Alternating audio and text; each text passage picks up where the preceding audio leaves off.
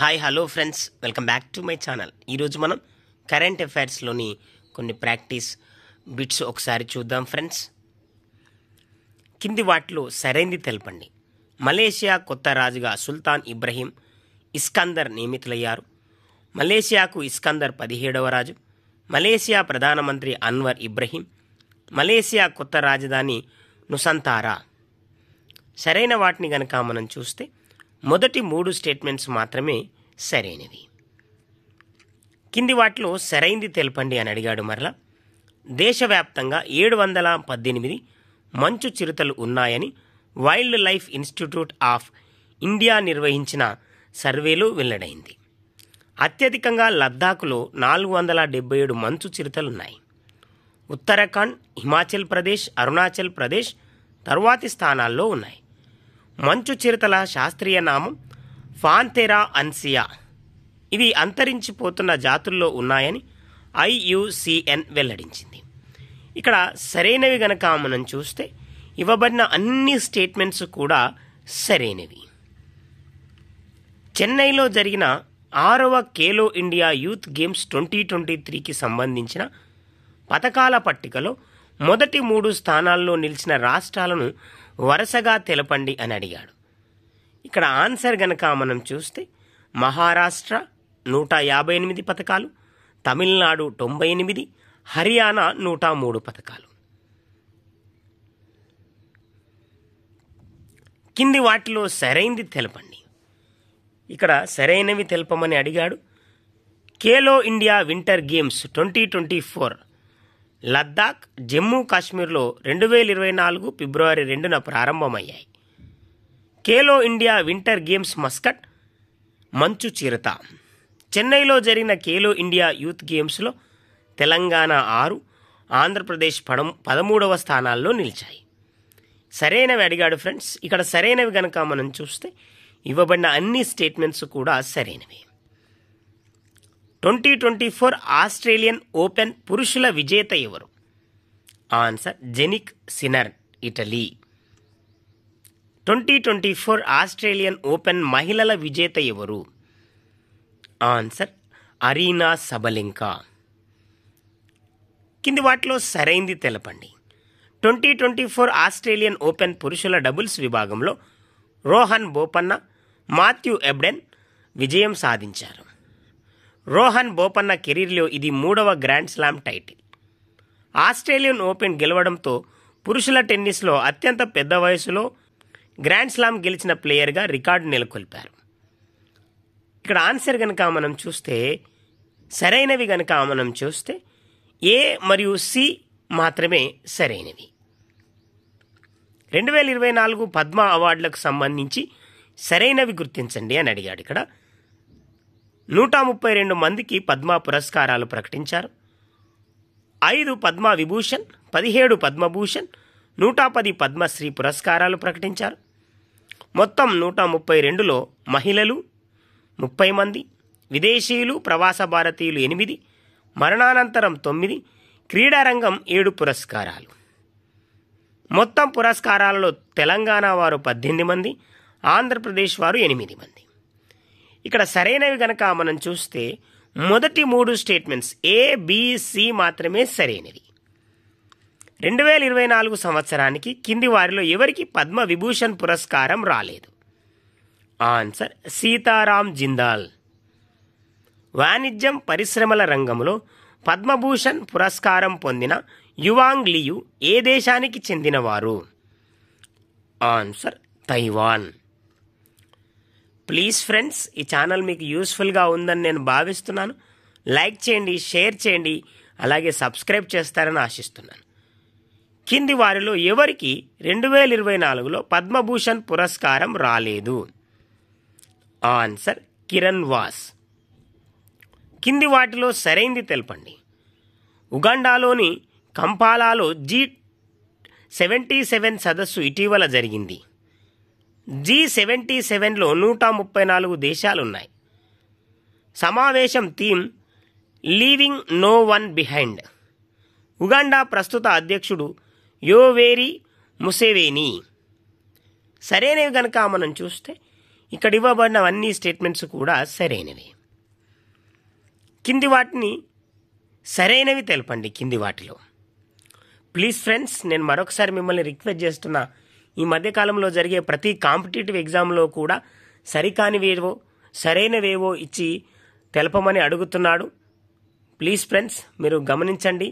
Math the following లాంటి questions కూడా ఇచ్చే ఛాన్సెస్ ఉన్నాయి.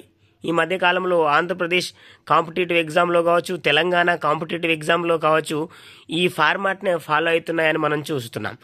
ఇక్కడ మనం చూస్తే సరైనది ఏదో అడిగాడు. సుప్రీంకోర్టు వజ్రోత్సవ వేడుకలను 2024 జనవరి 28న ప్రధాని మోదీ ప్రారంభించారు.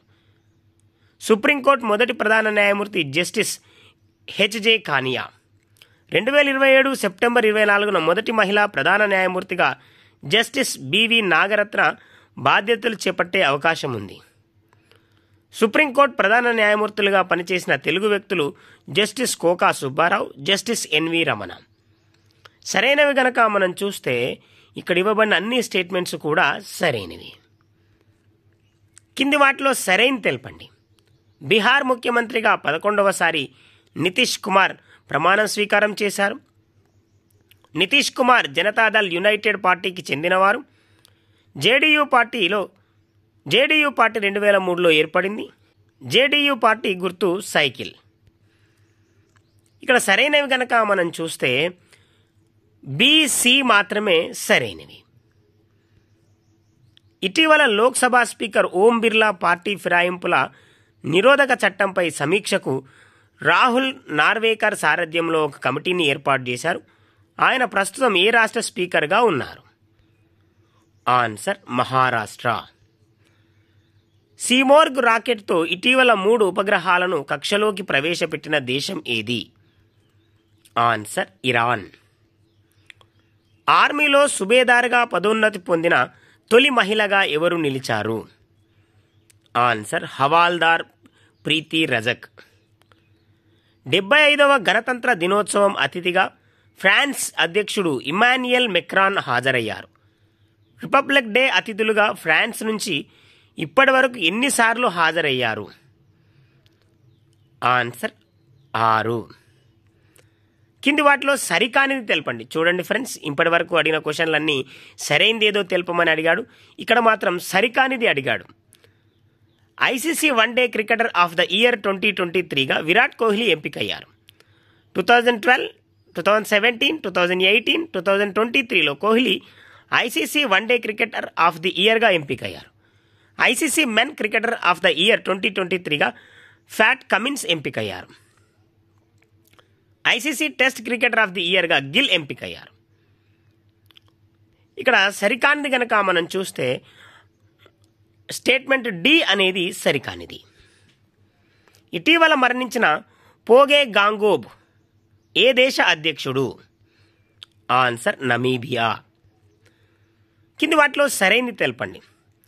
రక్షణ మంత్రి రాజ్నాథ్ సింగ్ 2023 ఫిబ్రవరి 3న ఐఎన్ఎస్ సందాయక్ను ప్రారంభించారు. దేశీయంగా తయారు చేస్తున్న 4 భారీ సర్వే నౌకల్లో ఐఎన్ఎస్ సందాయక్ మొదటిది. 110 మీటర్ల పొడవు, 16 మీటర్ల వెడల్పు, 4130 టన్నుల బరువుతో ఉంది. Garden reach ship building engineers దీన్ని నిర్మించింది. ఇక్కడ సరి అయిన కనుక మనం చూస్తే ఇవ్వబడిన స్టేట్మెంట్స్ అన్నీ కూడా సరైనవి. అంతర్జాతీయ అవినీతి సూచి 2023కి సంబంధించి సరైనవి తెలపండి. తక్కువ అవినీతి ఉన్న దేశంగా డెన్మార్క్ తొలి స్థానంలో నిలిచింది. తక్కువ అవినీతి ఉన్న దేశంగా ఫిన్లాండ్ 2వ స్థానంలో నిలిచింది. భారత్ 93వ స్థానంలో ఉంది. అత్యంత అవినీతి ఉన్న దేశంగా సొమాలియా నిలిచింది. ఇక్కడ సరైనవి కనుక మనం చూస్తే ఇక్కడ ఇవ్వబడిన అన్ని స్టేట్మెంట్స్ కూడా సరైనవి. ప్లీజ్ ఫ్రెండ్స్, ఈ ఛానల్ మీకు యూస్ఫుల్గా ఉందని నేను భావిస్తున్నాను. లైక్ చేయండి, షేర్ చేయండి, అలాగే సబ్స్క్రైబ్ చేస్తారని ఆశిస్తున్నాను. యునెస్కో ప్రపంచ వారసత్వ కట్టడాల నామినేషన్కు 2024-25 సంవత్సరానికి మరాఠా మిలిటరీ ల్యాండ్ స్కైప్స్ను భారత్ పంపింది. ఇందులో ఎన్ని దుర్గాలున్నాయి? ఆన్సర్ 12. కింది వాటిలో సరైనది తెలపండి.